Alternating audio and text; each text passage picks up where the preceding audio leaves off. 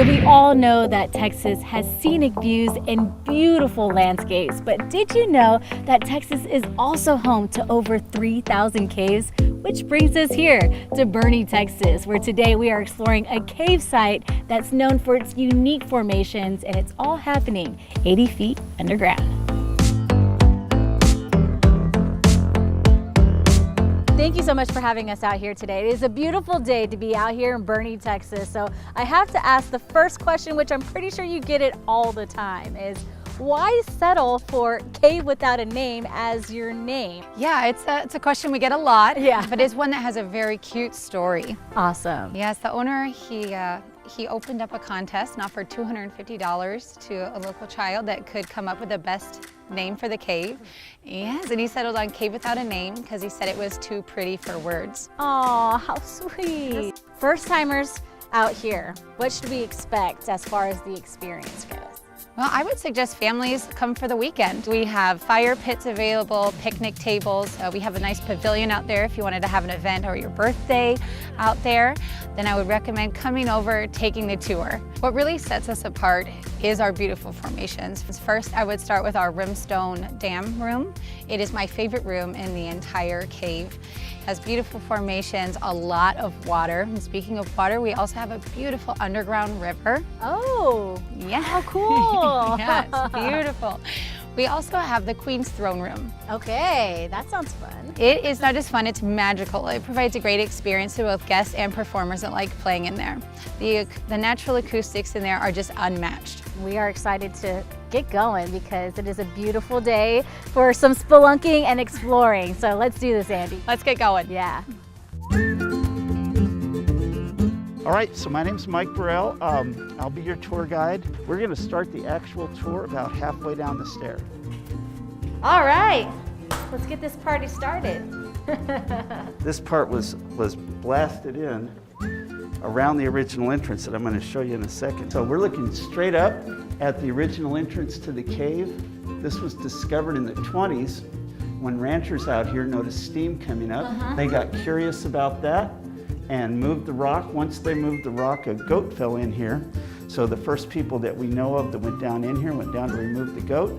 And soon after that, some moonshiners found this place. They decided this was a perfect place to make whiskey, and it wasn't until after Prohibition was over that some kids snuck in here. They were the first ones to go beyond where the still was and find the big part of the cave. Watch your head through this part. All right, now this is spelunking.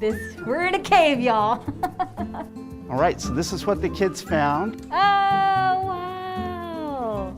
It's beautiful. Wow. When they first got in here, there were no lights and there was no nice gravel floor. It was completely dark and the floor was all mud.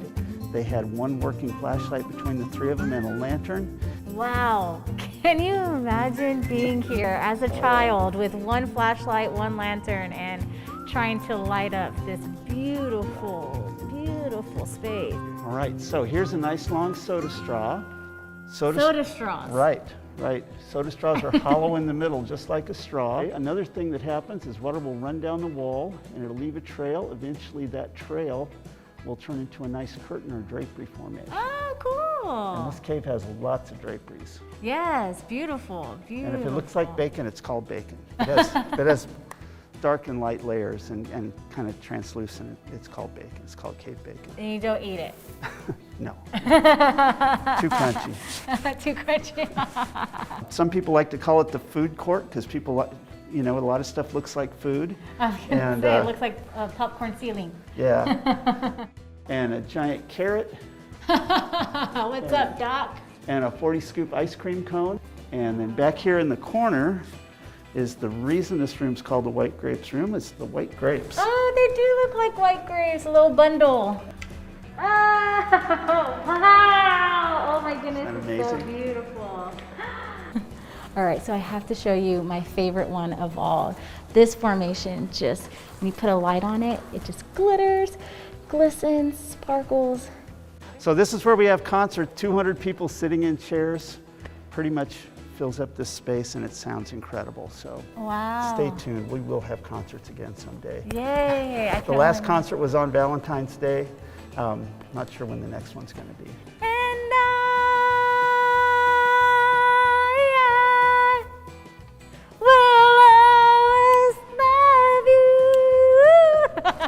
I'll end right That's there. I awesome. don't want That's to awesome. break anything.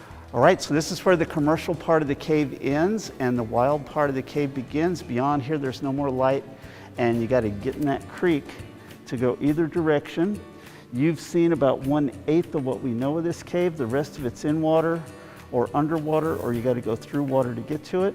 Oh, cool. This is the 7th longest cave in Texas, 5.7 kilometers, which is like 3.5 miles, and there's probably still a lot more to find in here.